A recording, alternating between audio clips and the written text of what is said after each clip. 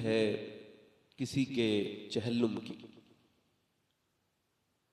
और ना तो हमारी जिंदगी पैदाइश से शुरू होती है ना मौत पर खत्म होती है। मेरी बात समझ रहे हैं?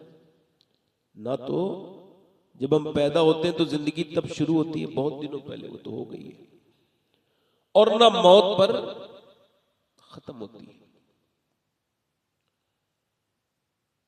हो सकता है ये मेरी जिंदगी की आखिरी तकरीर हो। अगर ये सही है, ऐसा हो सकता है ना, आप कह दीजिए ऐसा हो सकता है, ये कोई गाली नहीं है। अपने बच्चों से अगर आप मौत का जिक्र करोगे तो इंशाअल्लाह आपके बच्चे नेक बन जाएंगे। औरतें डर जाती हैं जब कोई मौत का जिक्र करता है, मौत का जिक्र ना करो। क्यों ना करो? जब कबूतर पे बिल्ली हमला करती है तो कबूतर की कमजोरी ये, वो आंखें बंद कर लेता है, हालांकि बचना नहीं है उसे, बस उसने आंखें बंद कर ली। वैसे ही इंसान जब मौत का जिक्र सुनता है उसे डिनाई करता है, नहीं सुनना चाहता। हालांकि मौत उसके सुनने न सुनने से बदलेगी नहीं, आकर रहेगी। मौला अली फरमाते हैं जो मौत को याद करेगा ये उसको भी आएगी, और जो याद नहीं करेगा ये उसको भी आएगी, मगर जो याद करेगा उस पर रहमत बन के आएगी, और जो याद नहीं करेगा उसे बड़ा जलील करेगी। ये मौत, मेरे बच्चे आप सुभान अल्लाह बोलने की बात हर बात नहीं, कुछ बातों में अल्लाह अकबर कहा जाता है, कुछ बातों में डरना होता है। अभी आपको खबर नहीं, कुछ ना बोलना बेटे, बेटे ठीक है, कुछ ना बोलना।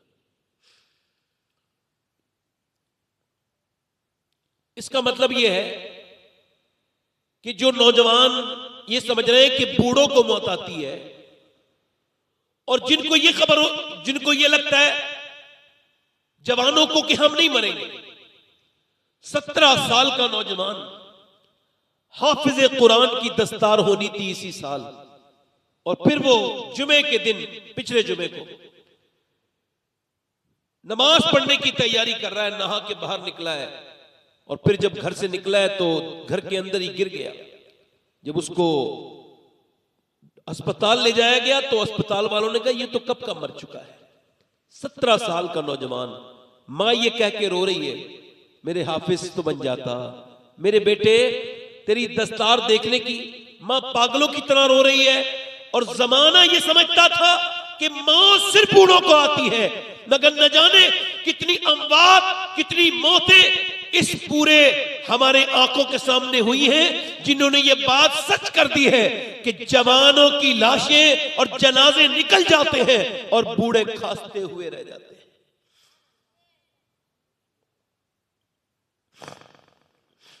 इसी वजह से रात को जब सोया करो तो इंसान को सोचना चाहिए कि उसको मौत आनी है। अच्छा, जिसको खबर हो जाए उसे मौत आनी है तो फिर वो अपने रब के करीब हो जाता है, वरना आंख उस दिन खुलती है जिस दिन बंद होने वाली होती है। मौत जब आ रही होती है तो बंदा उस वक्त में ये समझता है कि ये मेरी जिंदगी, काश मैंने अपने, यहां तक के बुजुर्गों ने लिखा है नेक भी पछताएगा मौत के बाद और बुरा भी पछताएगा मौत के बाद। नेक क्यों पछताएगा? नेक क्यों पछताएगा? मैंने और नेकी क्यों ना की, काश मैंने जो और वक्त खराब किया उसमें भी नेकी करनी होती। और बुरा क्यों पछताएगा? वो कहेगा काश मैंने बुराइयां ना की होती। तो अब जिन लोगों की जिंदगियों से मौत निकल गई है, जिनकी जिंदगी में मौत है ही नहीं बिल्कुल, उन लोगों से ये गुजारिश है कि इस तकरीर को अपनी जिंदगी की आखिरी तकरीर सुन के, समझ के सुने। अगर करने वाला आखिरी कर सकता है तो सुनने वाले भी सुन सकते हैं। अल्लाह के रसूल को तो यह भी इल्म है कि आप कब मरेंगे और मैं कब मरूंगा, मगर मेरे नबी पाक सल्लल्लाहु ताला अलैहि वसल्लम ने, मेरे हुजूर ने एक जगह, सरकार ने एक जगह, सरकारे दो आलम ने एक जगह आपने तयम्मुम किया है वुजू करने से पहले, सामने 12-13 कदम दूर पानी है। हुजूर ने पानी जाने से पहले पानी तक जाने से पहले वुजू किया है और वो भी तयम्मुम वाला, और फिर जाके वुजू किया। अर्ज की हजरत अब्बास ने, या रसूल अल्लाह, ये हिकमत समझ नहीं आई कि आपने उस पानी तक पहुंचने से पहले तयम्मुम कर लिया, अब पानी मौजूद है फिर भी तयम्मुम, ये हिकमत समझ नहीं आई। हुजूर ने फरमाया, मेरे चचा, मुझे उस पानी तक पहुंचने की उम्मीद नहीं थी, मैं अपने रब की बारगाह में बेवजू हाजिर नहीं होना चाहता था। अगर इस दरमियान में मेरा इंतकाल हो जाता तो मैंने इस डर से पहले यहां से वहां तक के लिए तयम्मुम कर लिया। इसका मतलब साफ है कि हमारा हुजूर की जिंदगी से कोई ताल्लुक नहीं है। हम तो प्लानिंग किए हुए हैं, बड़े ये करेंगे, 2 साल के बाद इसकी शादी करेंगे। लोग दाढ़ी नहीं रखाते, बच्चों की शादी करने के बाद रखाऊंगा। हज को नहीं जाते, बच्चों की शादी कर लूं तब हज को जाऊंगा। इसका मतलब हज इतनी बुरी चीज है कि उसे कोई कर लेगा तो उसको बच्चों की शादी नहीं होगी। इसका मतलब यही तो हो गया। और क्या मतलब है इसका बताओ? बताओ, ये जो हज में ताखीर करते हैं, बूढ़े होके जाते हैं मदीने, किसी लायक नहीं रहते, बच्चों की शादी का फर्ज अदा कर लूं। हुजूर ने फरमाया, जिस पे हज फर्ज हो जाए, यानी इतनी दौलत हो, आ जा सके, और फिर भी ताखीर करे, फरमाते इसी हाल में मर जाए तो मुझे कोई फर्क नहीं पड़ता, यहूदी बन के मरे या नसरानी बन के मरे।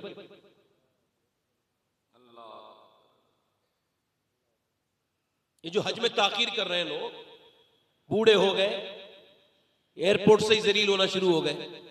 जब बच्चे छोड़ के गए, अब्बा अम्मा को सारी शादियां कर ली, सब कुछ कर लिया, अब हज करने जा रहे हैं। लो साहब, इनसे चला नहीं जाता, अब ये बीमार है, इसी वजह से अब कानून बदल रहे हैं, ये बूढ़े जा रहे हैं साहब। अब यहीं से इनके बच्चों ने इनसे दुश्मनी निकाली, अब ये यहीं से जलील होना शुरू हो गए। इनको पता ही नहीं कहां टिकट दिखाना है, इनको यही नहीं पता कहां इमिग्रेशन कराना है, इनको यही नहीं पता कौन सी सीट पे बैठना है। चलो ये तो ले दे को हो गया। अब वहां जो मिना के 5 दिन गुजरे, वो जो मुजदलिफा के दिन गुजरे, उसमें तो इनकी सारी हवा टाइट हो गई। वो तो बुजुर्गों से क्या, जवानों से नहीं चला जाता। अब ये रो रहे, पछता रहे, आखिरी उम्र में जाते हैं मदीने हम लोग, मरने लगते हैं तो मरने लगते हैं तो जीने का ख्याल आता है। मैं कहता हूं, उस आदमी के अकीदे पर कितना मुझे अफसोस है जो ये समझ रहा है कि हज करने के बाद मेरे बच्चों की शादी नहीं होगी। वो जाहिल है, उसे कुछ पता ही नहीं। मेरे नबी फरमाते हैं, जिसे मालदार होना हो वो हज करे। मेरे आका फरमाते हैं, जिसे मालदार होना हो वो हज करे। इसका मतलब ये है, ये जो लोगों ने बातें फैलाई है कि पहले बच्चों की शादी करो फिर मदीना देखो, और यार बच्चों की शादी भी हो जाएगी, मदीने वाला जब बुलाएगा तो सारे इंतजाम खुद ही कर देगा।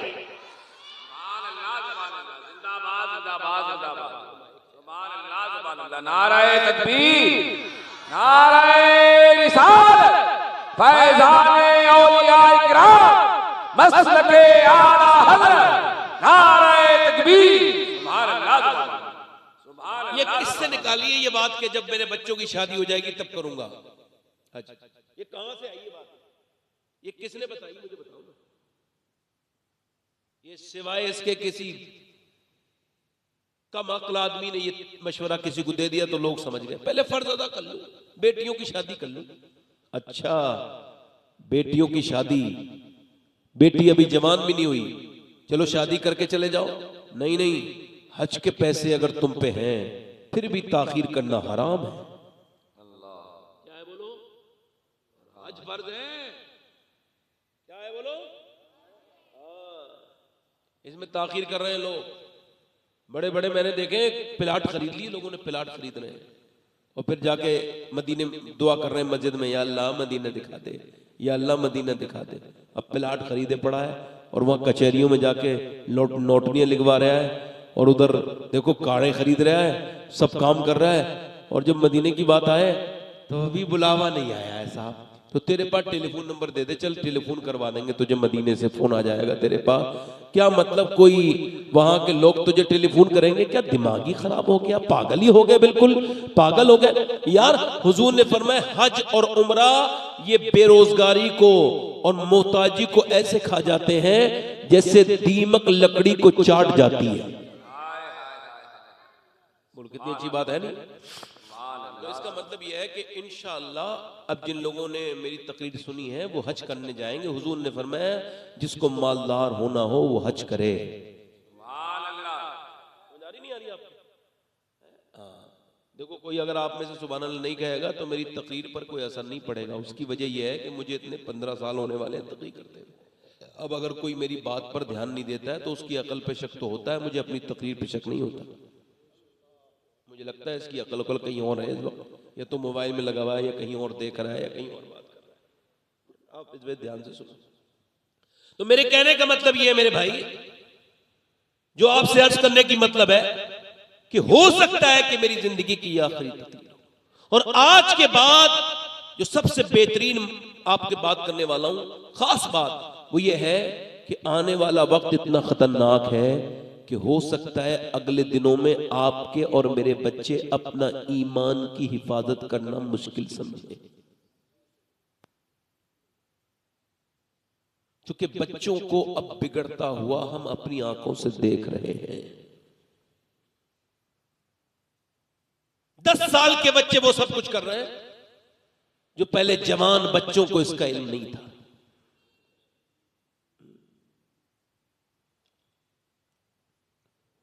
लाहौर में 5 बच्चे अच्छे नंबरों से पास हुए और वो बच्चे बड़े ज़हीन हैं, बड़े काबिल हैं। और ये बच्चे गरीबों के बच्चे हैं, 10 साल से अंदर अंदर सबकी उम्रें हैं, मगर गरीबों के बच्चे हैं, अच्छे नंबरों से पास हुए। जब ये अच्छे नंबरों से पास हुए तो अब मैनेजमेंट ने फिक्र हुई, गरीबों के बच्चे बेचारे अच्छे नंबर भी लाते हैं मगर पैसा ना होने की वजह से पढ़ नहीं पाते, ऐसा अक्सर देखा जाता है। तो मैनेजमेंट ने कहा होनहार बच्चे हैं, लायक बच्चे हैं, इनको हम पढ़ाएंगे। एक बच्चे से बोले बताओ अपना फ्यूचर क्या बनना चाहते हो। एक बच्चे ने कहा मैं डॉक्टर बनना चाहता हूं। एक से पूछा तुम? कहा मैं इंजीनियर बनना चाहता हूं। एक से कहा आप? तो तीसरा बोला मुझे फौज में जाना है। एक बोला मैं फलसफी बनना चाहता हूं। एक बच्चा जो सबसे खूबसूरत था, सबसे ज़हीन था, सबसे ज्यादा अच्छे नंबर भी उसी के आए थे, उससे मास्टर ने पूछा बेटे तुम क्यों नहीं बोलते, तुम क्या बनना चाहते हो? बच्चा रोने लगा। मास्टर ने सर पे हाथ रख के कहा मुझे खबर है तुम्हारा बाप गरीब है मगर बेटे मैं तुमको पढ़ाऊंगा, तुम बिल्कुल अपना दिल थोड़ा ना करो, बताओ क्या बनना चाहते हो। तो बच्चा और रोया। मास्टर ने कहा बेटे दिल थोड़ा ना कर, बता क्या बनना चाहता है। तो बच्चा बोला मैं सिहाबी रसूल बनना चाहता हूं। क्या बनना चाहता हूं? बोलो क्या बनना चाहता हूं। अब उसने कहा मास्टर ने तुझे पता है सिहाबी कौन होता है? कहा नहीं। हुजूर के जमाने में जो पैदा हो, ईमान लाए, ईमान पे विसाल करे, वो है सिहाबी रसूल।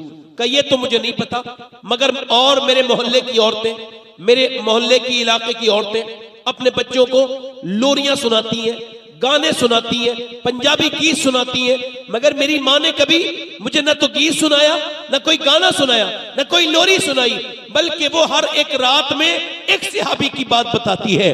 कभी अबू बकर सिद्दीक की बातें बताती है, कभी उमर फारूक आजम की बात बताती है, कभी उस्मान जुन्नूरैन की बात बताती है, कभी मौला अली की बात बताती है।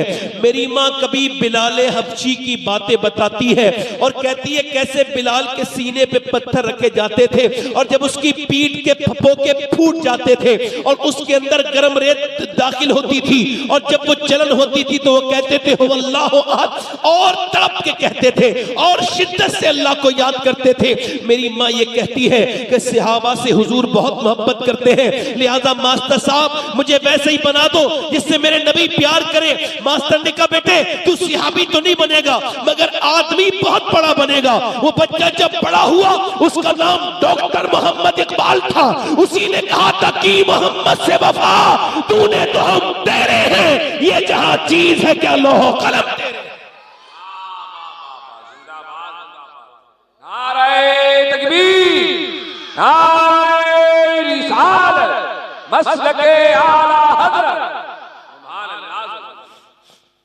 ये जहां चीज है क्या लोहो कलम तेरे हैं। लोहो कलम, आवाज ऐसे साफ आ रही है, ऐसे साफ आ रही है। लोहो कलम ऐसे साफ आ रही है आवाज, या ऐसे साफ आ रही है? वो जो है कि नहीं? दोनों ठीक है? हाँ चलो ठीक है, अल्लाह ताला सलामत रखे। इसका मतलब यह है कि माँ बाप अगर चाहे तो बच्चा मौलाना, हाफिज, कारी, मुफ्ती, ये जितने भी होते हैं सब माँ बाप के फर्माबरदार होते हैं। होते नहीं होते? अक्सर होते हैं, 99% होते हैं। क्यों होते हैं? क्या वजह है? कोई वजह सो समझी कभी आपने? इतनी फर्माबरदारी, कोई 1% जाहिल हो उसका जिक्र नहीं है, अक्सरियत यही है, उलमा फर्माबरदार होते हैं। क्यों?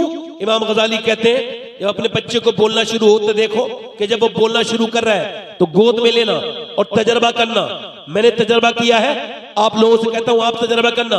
बच्चा अभी हल्के हल्के बोलना शुरू हुआ है, कुछ नहीं जानता, अब आप कह रहे हो अल्लाह अल्लाह अल्लाह अल्लाह, बच्चा जवाब दे रहा है अब्बा अब्बा अब्बा। अब आप कह रहे हैं अल्लाह अल्लाह अल्लाह, बच्चा कह रहा है अब्बा अब्बा अब्बा। इमाम गजाली कहते हैं वो कहता थोड़ी है, उससे अल्लाह कहलवाता है। देख तूने इसे मेरा नाम सिखाया है तो मैंने इसे तेरा नाम सिखा दिया है।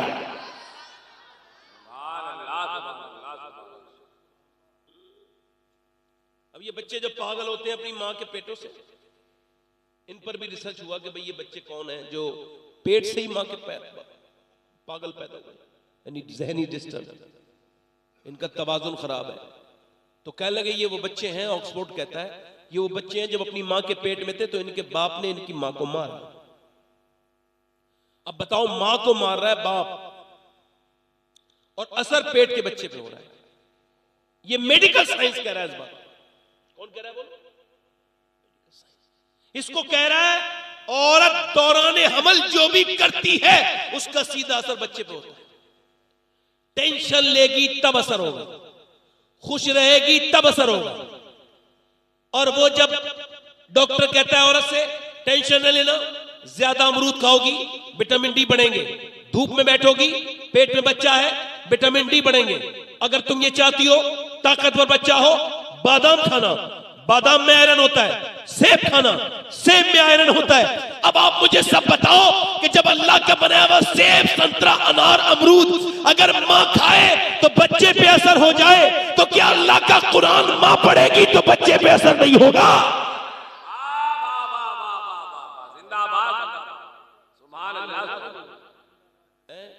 अब बच्चों को जहन्नम की तरफ कौन ले जा रहा है? माएं। एक बच्चा इमाम आजम अबू हनीफा की नस्ल का पैदा हुआ पानीपत करनाल में। बच्चा पैदा होते ही रोने लगा। एक दिन, 2 दिन, 3 दिन हकीमों डॉक्टरों को दिखाया, ठीक नहीं हुआ।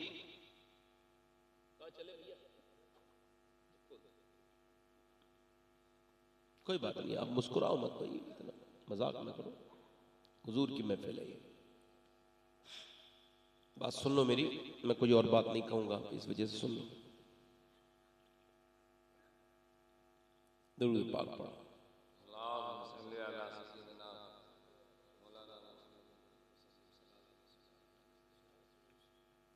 बच्चा रोने लगा लगातार 1 महीने। हकीमों ने देखा, दवाइयां खिलाई, मगर बच्चा खामोश नहीं हुआ। कहने लगे साहब ये बच्चा आपको क्या, आपने इसको ऐसा कर दिया?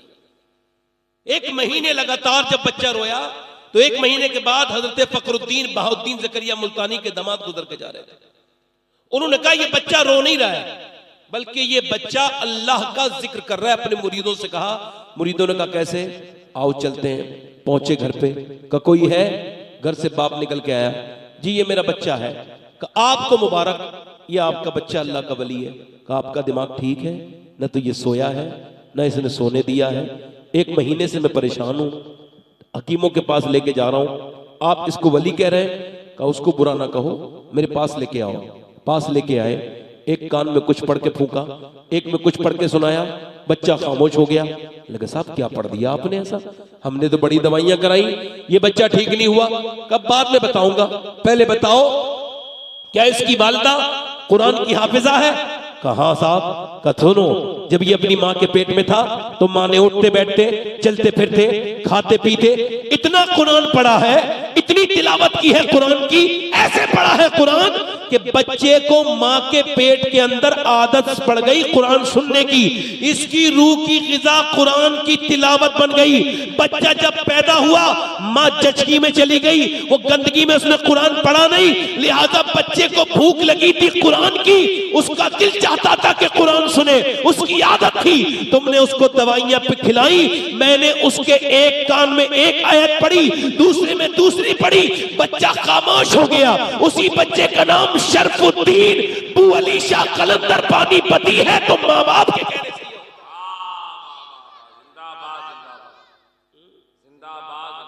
इसका मतलब समझ रहे हो आप मेरे भाई? इसका मतलब आपको बता रहा हूं कि एक मां अगर ठीक आ जाए तो पूरे घर को बदल सकती है, इलाका बदल सकती है एक औरत। मगर अगर औरत खराब आ जाए तो पूरा इलाका अपना पूरा घर बिगाड़ दे, खानदान की इज्जत बर्बाद कर दे। इसी वजह से लोग पहले बड़े मोहताज थे, रिश्ता करते थे तो दीनदारी देखते थे, यहां तक के चेक करते थे भाई नानी को भी चेक करो, हमें रिश्ता करना है नवासी के साथ। वो चेक किसे कर रहे हैं? अब नहीं करते लोग, अब तो बस माल चाहिए। अब कोई हाजी जी अगर माल का लालची है तो समझो इसका हज हुआ ही नहीं। जो अपने बेटे के लिए देख रहा है मालदार, ये आपको पहचान बता रहा हूं, वो हाजी हाजी नहीं है, मैं मिंबर पे कह रहा हूं, जिसके अंदर ये बेहूदगी नहीं निकली जिसकी। और जब कोई किसी से कार मांग रहा है तो इसकी बात साफ साफ ये है कि इसकी खुद की औकात नहीं है कार खरीदने की, इस वजह से मांग रहा है। जल्दी बोलो यार, जल्दी बोलो। जब कोई मोटर बाइक मांग रहा है तो इसका मतलब यह है कि ये बाइक खरीदने के लायक ये, इसका दिल तो चाहता है मगर इसकी औकात नहीं है, इस वजह से बेटे की शादी में मांग रहा है। बोलो सही है बात? और आजकल नेक लड़कियां, शरीफ बच्चियां, अल्लाह की नेक बंदियां, उनके रिश्ते नहीं आ रहे। पढ़ी लिखी काम काज जानने वाली, उनके रिश्ते नहीं है। अमीरों की बिगड़ी हुई लड़कियां, बेकार लड़कियां, बेहया लड़कियां, बेशर्म लड़कियां, उनके रिश्तों की भरमार है। अरे भाई क्यों भरमार है? इस वजह से कि माल ने इसके सारे ऐब ढक दिए। अब तुमने अपनी बेटी की शादी की, मगर गुनाह कितना बड़ा किया बताओ। बेटी की शादी कर ली, बड़े लंबे तोड़े आपने खाने दाने किए, हजारों लोग आपके खान शादियों में आए और खूब अच्छा जहेज भी दिया, मगर इन सारे जहेजों में, इन सारे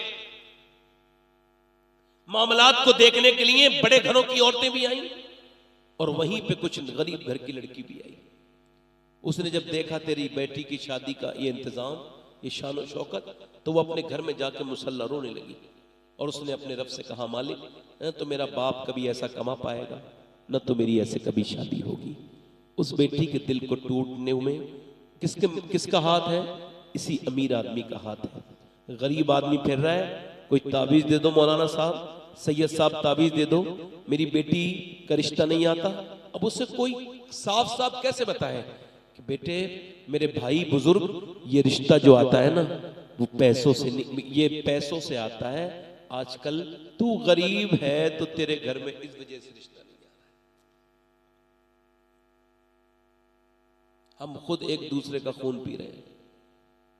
इस जहेज जैसी लानत ने मुसलमानों की 10 लाख लड़कियां गैर मुस्लिमों के घरों में चली गई, जिसमें जहेज का भी हाथ है, इस बेहुदा रस्मों का भी हाथ है, जो हम लोग इन रसूमात को कर रहे हैं। आज के जमाने में अगर कोई लड़का ऐसा हो तो मैं सैयद हूं, फिर भी खुद का हाथ चूमने के लिए तैयार हूं इस महफिल में, जो ऐलान करे शादी से पहले, मैं जब शादी करूंगा तो बगैर जहेज की शादी करूंगा, कुछ नहीं चाहिए, सिर्फ नेक लड़की मुझे मेरे बाप चाहिए। बाप कहे तो क्यों ऐसा करेगा? क्या इस वजह से मेरे अब्बा, कौन देता है देने को मुंह चाहिए, देने वाला है सच्चा हमारा नबी। वो नौजवान मुजाहिद है,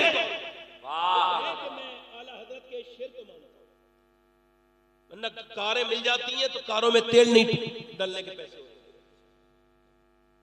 अच्छी नेक लड़की देखते थे पहले लोग, कहते थे कि भाई एक लड़की नेक मिलेगी, औरत अगर शरीफ आ जाए, नानी को चेक करो, नानी की आदतें आती हैं बेटी में, बेटी की आती है नवासी में। बिल्कुल ठीक कहते थे, ये बात बिल्कुल ठीक है। इस्लाम कहता है अगर तुमको नानी देखनी है तो मक्के की खदीजतुल कुबरा देखो, बेटी देखनी है तो मदीने की सैयदा फातिमा ज़हरा देखो, नवासी देखनी है तो फिर करबला की ज़ैनब कुबरा देखो।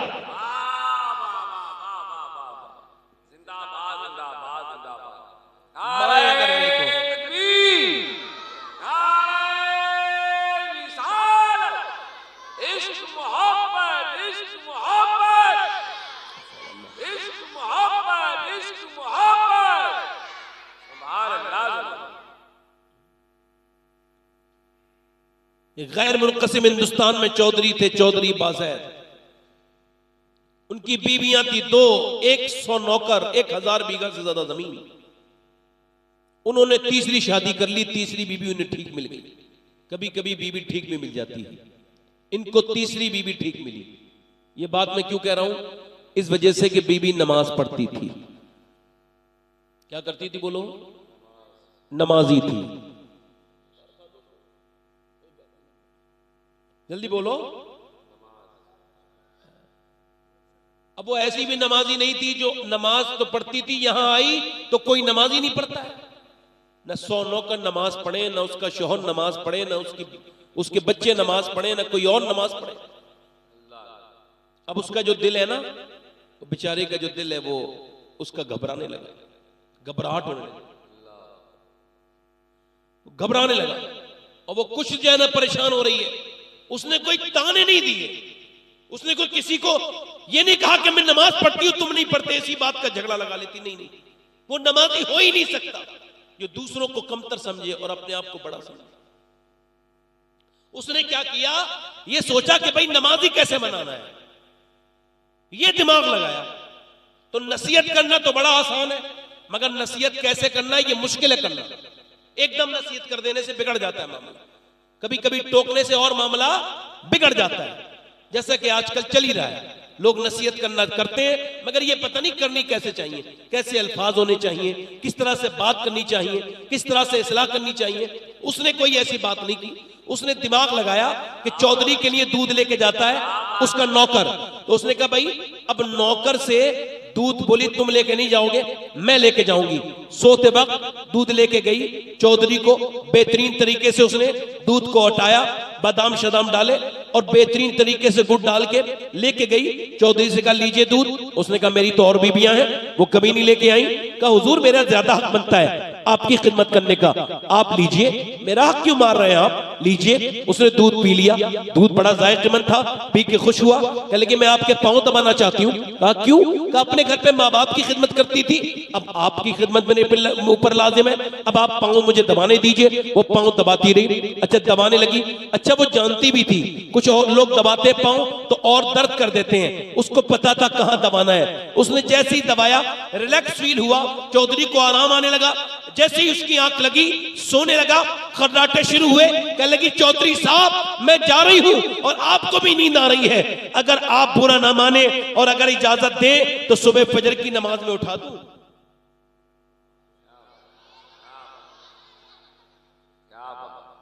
अब एक तो चौधरी और दूसरा था वो मर्द। तो मर्द तो अक्सर घमंडी होते हैं और वो तो चौधरी भी था। तो वो ऐसे होते हैं मर्द कि 100 किलोमीटर घर में आएंगे, 100 किलोमीटर सफर करके कहीं काम से 50-100 किलोमीटर, और घर में आकर कहेंगे पानी लाओ, 5 कदम पानी पी लो। नहीं नहीं, जहां दादागिरी चलती है वहां चलाता जरूर है आदमी, चाहे बीबी पे चले वहां चलाएगा। हुजूर ने फरमाया तुम में नेक वो है जो अपने घर वालों के लिए नेक हो। अब सुनो, उस और आदमी ने उसे देखा और कहा भाग यहां से, मुझे समझाने आई है। उसका दिल तोड़ दिया है ना, उसको जलील कर दिया, यही मतलब है। अच्छा ये बताओ, जो बदतमीजी करे वो जलील है, जो बदतमीजी सहे वो जलील है? और हमारे यहाँ क्या चल रहा है? बोलो उल्टा चल रहा है। नहीं, गाली बकने वाले ने फला की बेइज्जती कर दी। ले कौन सा उदाहरण? जो गाली बक रहा है वो बेइज्जता है, उसकी क्या इज्जत है? मगर हमारे यहाँ चल रहा है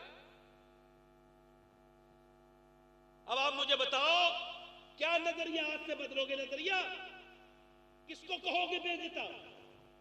जिसने थप्पड़ मारा वो इज्जत वाला है, या जिसने थप्पड़ सह के सब्र कर लिया वो इज्जत वाला है? जिसने गाली दी वो जलील है, ये जो गाली सुन के खामोश रहा वो जलील है।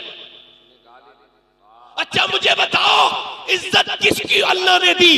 अल्लाह ने इज्जत उस अबू जहल को नहीं दी जो गालियां देता था, अल्लाह ने उस अबू बकर को इज्जत दे दी जो गालियां सहता था।